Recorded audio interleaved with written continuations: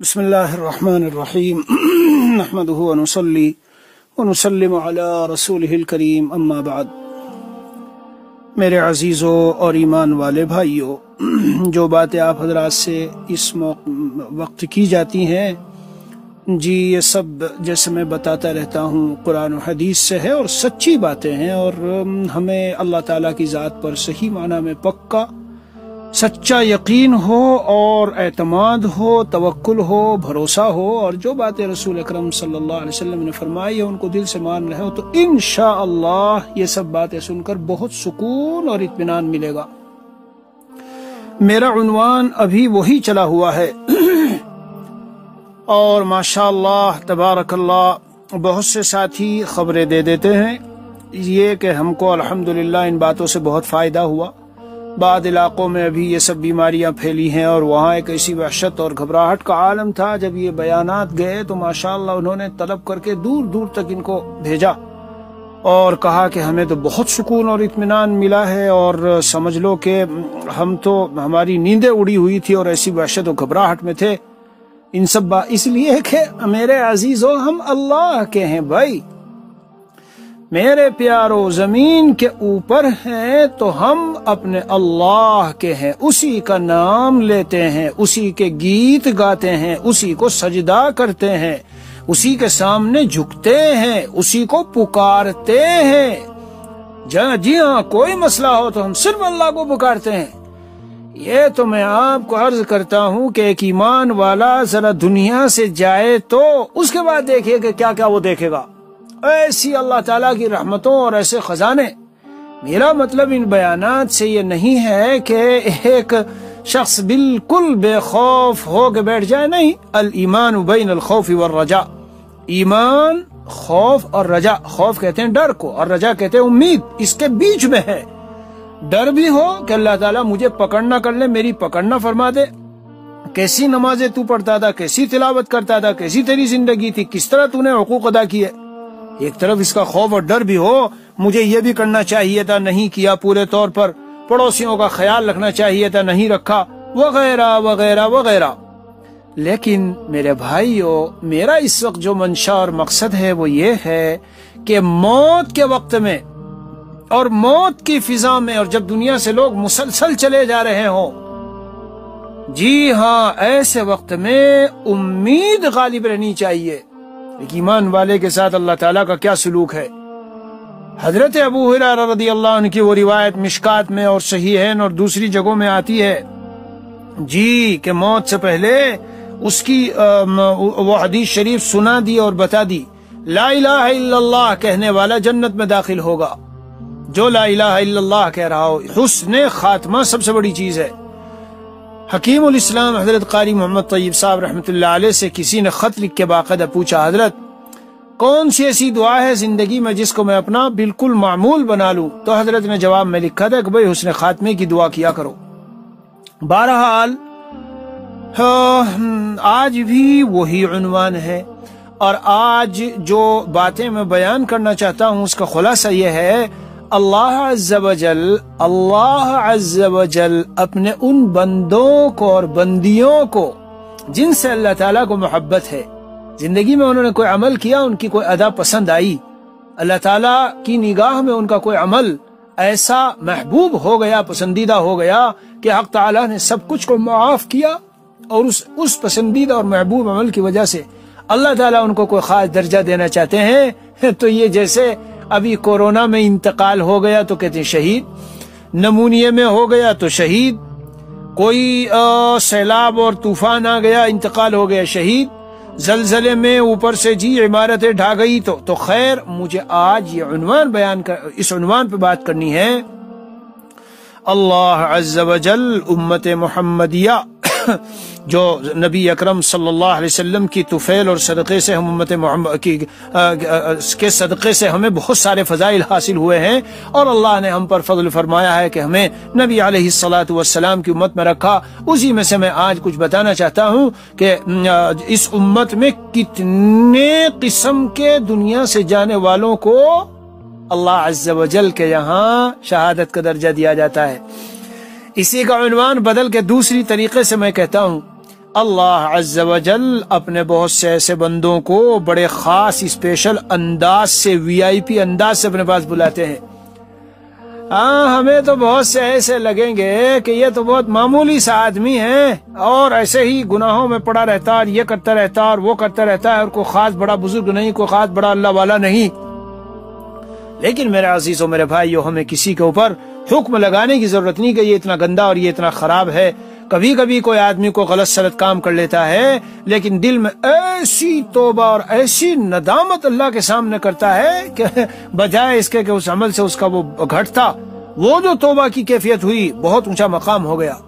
میرے سامنے ابھی کے احوال ہیں، ابھی کے احوال ہیں۔ جی ہاں، ایک جاننے والے تھے، ان کا انتقال ہو گیا۔ کیسے کہ وہ شام کا وقت تھا، دکان میں، اور یہیں کی بات ہے ہمارے یہاں کی، تو عصر کی نماز کے لیے وہ چلے، اتنے میں دیکھا کہ کچھ جو یہاں کی ایک وہ ہے لوٹنے ووٹنے والے کالے لوگ وغیرہ پھرتے رہتے ہیں، وہ گھسے اور پیسے چھیننے لگے۔ تو ایک ساتھی نے تو دے دیے، لے جاؤ، لیکن وہ آیا دوڑا ہوا، نماز کو جا رہا تھا اور اس نے اس کو پکڑ کے فوراً پیسے چھینے اور ہاتھا پائی شروع ہو گئی۔ بالآخر یہ کہ ان میں سے ایک نے بندوق چلائی تو جا کے سیدھے ان کے سینے میں اس طرح لگی کہ دل پہ لگی، اور وہ فوراً اسی وقت میں وہیں دنیا سے چل بسے۔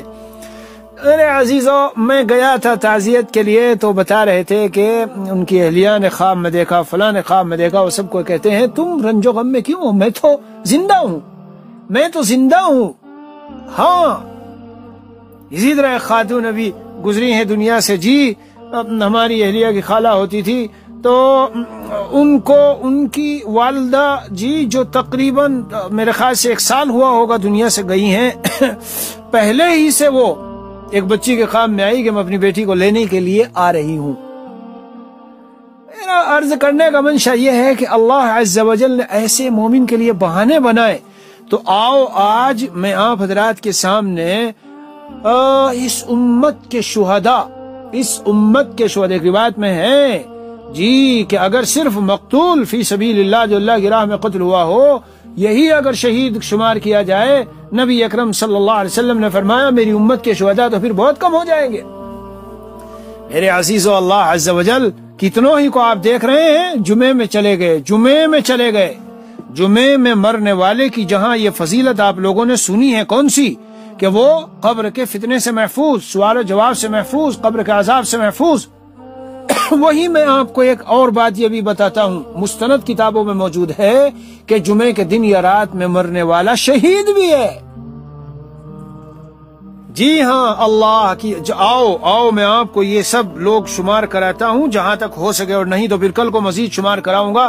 یہ اس لیے شمار کرانا چاہتا ہوں تاکہ ہمارا قلب، ہم دل سے مطمئن رہیں، اور جب ہمارے اقارب اعزاء احباب اس طرح کی موت پائیں تو رنج و غم کی ضرورت نہیں، وہ اپنے اصل ٹھکانے پر جہاں اسے جانا تھا VIP انداز سے اور خصوصی انداز سے اللہ نے اس کو بلایا اور اپنا مہمان بنایا، اور وہ یہاں سے چلتا بنا اور اپنے اصل ٹھکانے میں پہنچ گیا۔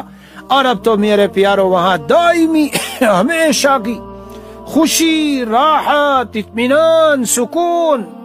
مجھ سے کل ہی جی ہماری بچیوں میں سے ایک بچی پوچھنے لگی کہ ابھی یہ تو جو قیامت کے دن تو سب اس طرح ہوں گے اور ایسے خوف کا منظر ہوگا اور اس حال میں ہوں گے، اور ایک طرف ہم یہ سنتے ہیں کہ اللہ کے ولی دنیا سے جاتے ہیں تو جنت میں چلے گئے اور جنت کی بہاریں آنے لگی اور وغیرہ، تو اس میں کیا تطبیق ہے اور یہ بات سمجھ میں نہیں آتی۔ تو میں نے ان سے کہا بنیادی بات یہ ذہن میں رکھو، جو کسی کا محبوب اور پیارا اور لاڈلا ہوتا ہے تو کیا وہ اس کو کوئی آزمائش اور تکلیف دے گا، پریشان کرے گا، رنج و غم میں مبتلا کرے گا، الجھنوں میں ڈالے گا؟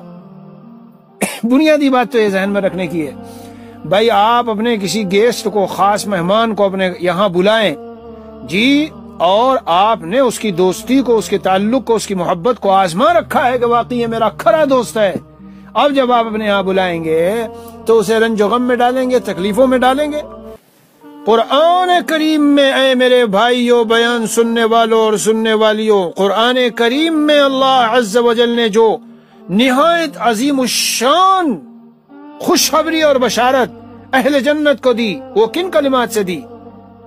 لا خوف علیہم ولا هم یحزنون، الا ان اولیاء اللہ لا خوف علیہم ولا هم یحزنون، اللہ کے اولیاء وہ ہیں جن پہ نہ غم ہے اور نہ ڈر ہے۔ جی ہاں، تتنزل علیہم الملائکۃ الا تخافوا ولا تحزنوا وابشروا بالجنۃ التي کنتم توعدون، نہ ڈرنا نہ غمزدہ ہونا اور جنت کی خوشخبری لو، جنت کا مجدہ سنو جس کا تم کو وعدہ کیا جاتا تھا۔ اور آگے نزلا من غفور الرحیم بھی ہے۔ میری بات جو میں عرض کر رہا ہوں قرآن سے مدلل کرنا چاہتا ہوں، نزلا من غفور الرحیم، اس رب کی طرف سے جو بہت زیادہ معاف کرنے والا اور اپنے بندوں سے بہت رحم کرنے والا، اس کی طرف سے یہ تمہاری میزبانی ہے، مہمانی کے طور پر تمہارے سامنے سب پیش کیا جا رہا ہے اور تم کو دیا جا رہا ہے۔ تو روایت میں آیا کہ عید اور بقرعید کی رات کو جو زندہ کر رکھے تو اس دن، جی کون سے دن؟ قیامت کے دن ساری چیزوں سے محفوظ رہے گا۔ اور روایت میں اس دن کے لیے جو عرش کے سائے میں ہوں گے اور نیک بندوں کے ساتھ ہوں گے اور اولیاء کے ساتھ ہوں گے اور تمام پریشانیوں سے ایسی ایک بہت بڑی تعداد ہے۔ بہرحال یہ جو امت کے شہداء ہیں تو ذہن میں رکھیے کہ یہ اللہ عز و جل کے وہی بندے ہیں کہ جن کو مرنے کے بعد جنت کی بہاریں اور نعمتیں اور خوشیاں نصیب ہوتی ہے، اور بہانہ بنا کے اللہ عز و جل نوازتے ہیں۔ تو آئیے ذرا اختصار سے میں جائزہ لے لوں، اور ضروری نہیں کہ سب کو بیان کروں، جو مقصود ہے خاص وہ بتاتا ہوں۔ اللہ کی راہ میں جو قتل ہو گیا اور مارا گیا وہ تو شہید، یہ تو بہرحال سب سے اعلیٰ مقام ہے۔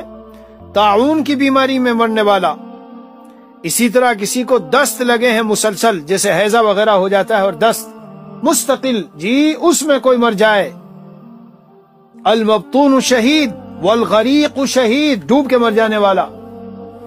نمونیے کی بیماری، یہ جو آج کل چلا ہوا ہے کورونا، یہ ایک طرح کا نمونیہ ہے، اور بلغم اور یہ سب اندر اس طرح جمتے ہیں اور سانس کی وہ کیفیت پیدا ہوتی ہے جو اس میں کیفیت پیدا ہوا کرتی ہے۔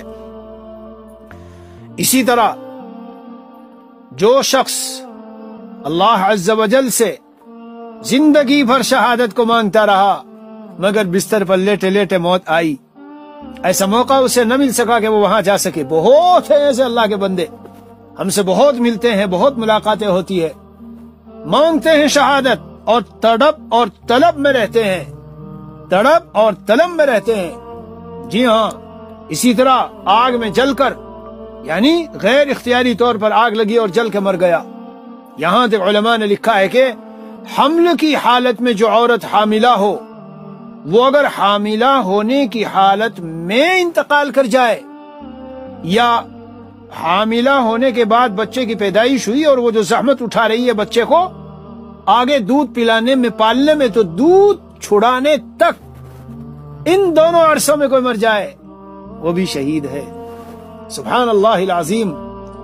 کسی جگہ میں کوئی وبائی بیماری پھیل جائے، طاعون پھیل جائے، اور جیسے کورونا وغیرہ پھیلا ہے، اور آدمی ڈٹا رہے، جمع رہے، ڈٹا ہوا ہے، جمع ہوا ہے، جانا نہیں، میں تقدیر پہ راضی ہوں، اللہ کے فیصلے پہ راضی ہوں، یہ جتنے بیمار ہو رہے ہیں ان کی دیکھ بھال کروں گا، ان کی عیادت کروں گا۔ جی ہاں، تو یہ جو جمنے والا ہے اگر یہ جمع رہا، چاہے اس بیماری میں نہ مرا ہو، ایک عجیب بات بتا رہا ہوں یاد رکھنا، یہ جو جمع رہا ہے اسی شہر میں، تو اس صبر اور جمنے کے بدلے میں اگر اسے نارمل موت بھی آئی، اللہ عز و جل اس کو شہیدوں کے حکم میں لکھتے ہیں، یہ شہید ہے۔ لا الہ الا انت سبحانک انی کنت من الظالمین 40 مرتبہ بیماری میں جو پڑھ لے اپنی، اور اس بیماری میں اس کا انتقال ہو جائے تو شہید۔ ٹی وی کی بیماری، جی اس میں مرنے والا شہید، اپنے وطن میں نہیں کہیں گیا ہوا ہے، اللہ اکبر کبیرہ، اللہ اکبر کبیرہ، اپنے وطن میں نہیں کہیں سفر میں گیا ہوا ہے اور بیچارے کا وہاں انتقال ہو گیا، جس کو میں نے 3 دن پہلے کہا تھا، مجدد تھانوی رحمۃ اللہ علیہ نے فرمایا ہے کہ محبان دنیا تو اس سے بہت گھبراتے ہیں، حالانکہ فضیلت کی چیز ہے۔ حدیث شریف جو اس میں آئی ہے وہ یہ ہے، وہاں سے لے کر اس کے وطن سے اور جہاں وہ اس کا انتقال ہوا، پورے اتنے بڑے علاقے کو جنت میں اس کے لیے کشادہ کر دیا جاتا ہے۔ جی ہاں، ہے سبحان اللہ، من خرج فی طلب العلم فی سبیل اللہ فهو فی سبیل اللہ۔ جو طلب علم میں نکلا، علم کی طلب میں ہے. اور یہاں ایک نکتہ بتا دیتا ہوں، بہت سے لوگ علم کی طلب کا مطلب صرف مدرسے کے طلبہ کو ذہن میں رکھتے ہیں. ایسی بات نہیں ہے. جی ہاں میرے بھائیو، ایسی بات نہیں. جماعت تبلیغ میں نکلا اور دل میں یہ ہے کہ میں دین اور شریعت کے احکام سمجھ لوں، نکل کر کے سیکھ لوں، اپنی زندگی میں دین لاؤں اور اس کو سیکھوں. مدرس پڑھانے والا جو پڑھا رہا ہے، راتوں کو مطالعہ کر رہا ہے اور مطالعہ کر کر کے پڑھا رہا ہے، وہ بھی طلب علم کی اس میں ہے. مصنف جو کتابیں لکھ رہا ہے اور چاروں طرف اس کے ڈھیر لگا ہوا ہے کتابوں کا اور علم حاصل کر رہا ہے اور کر کے اس کو اور پھر لکھ رہا ہے. ظاہر ہے ایسے تو نہیں لکھا جاتا. کسی شیخ، محدث، مفسر، فقیہ کی مجالس میں کو اٹینڈ کرتا ہے، جاتا ہے، باقاعدہ رسمی طالب علم نہیں. شہید، سبحان اللہ. اسی طرح میرے عزیزو، جو روزانہ یہ دعا 25 مرتبہ پڑھ لے، اللہم بارک لی فی الموت وفیما بعد الموت. میرے پیارو، جانا ہے نا، ایک دن تو جانا ہے نا. تو یہ دعا پڑھنے میں کیا دیر لگتی ہے؟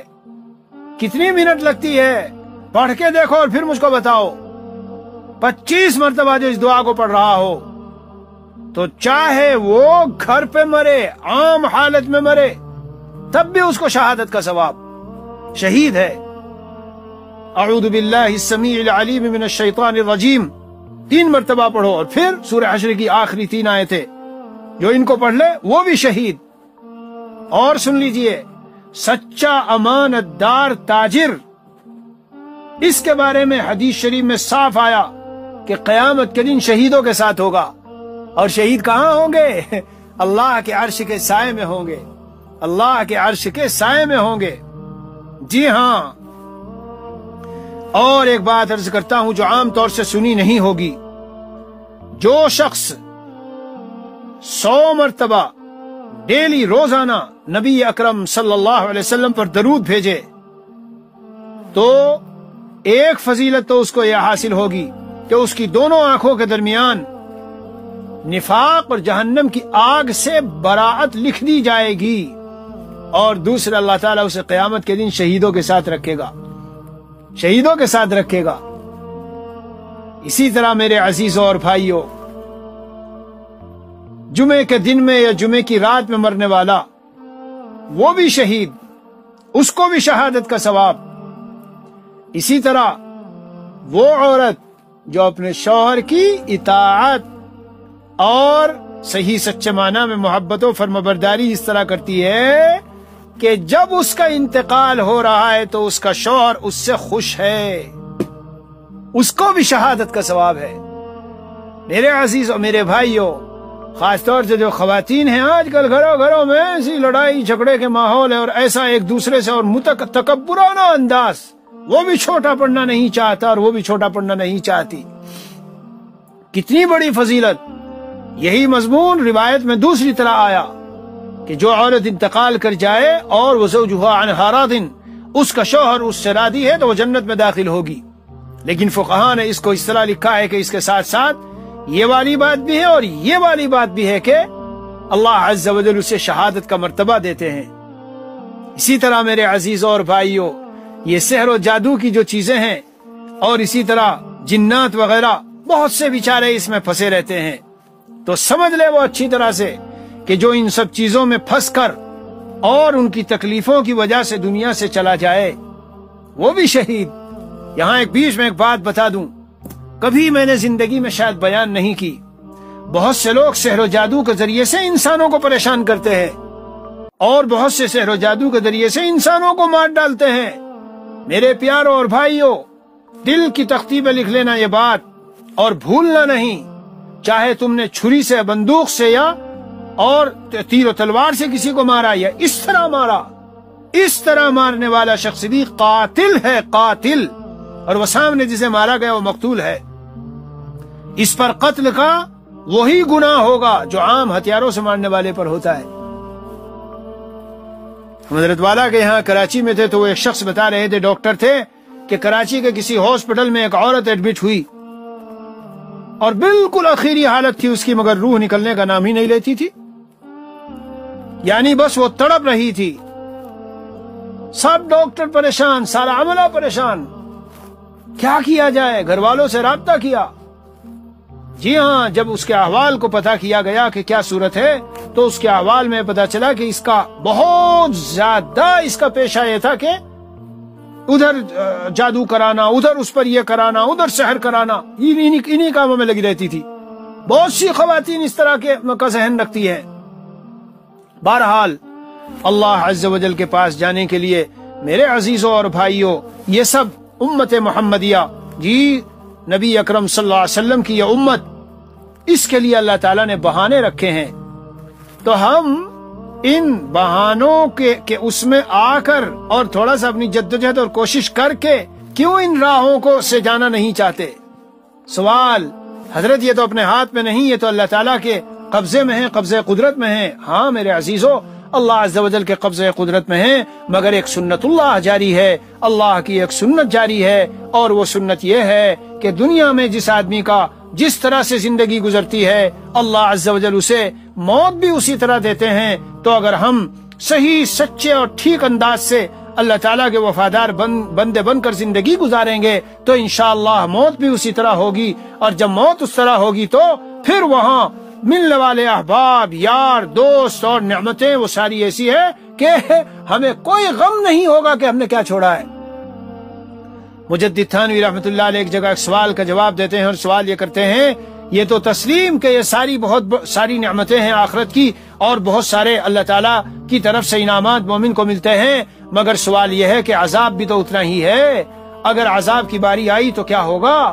تو جواب اتنا پیارا حضرت نے دیا، فرمایا کہ بھائی عذاب کی بات تو ہے، لیکن بچنا تو اس سے اختیار میں رکھا گیا۔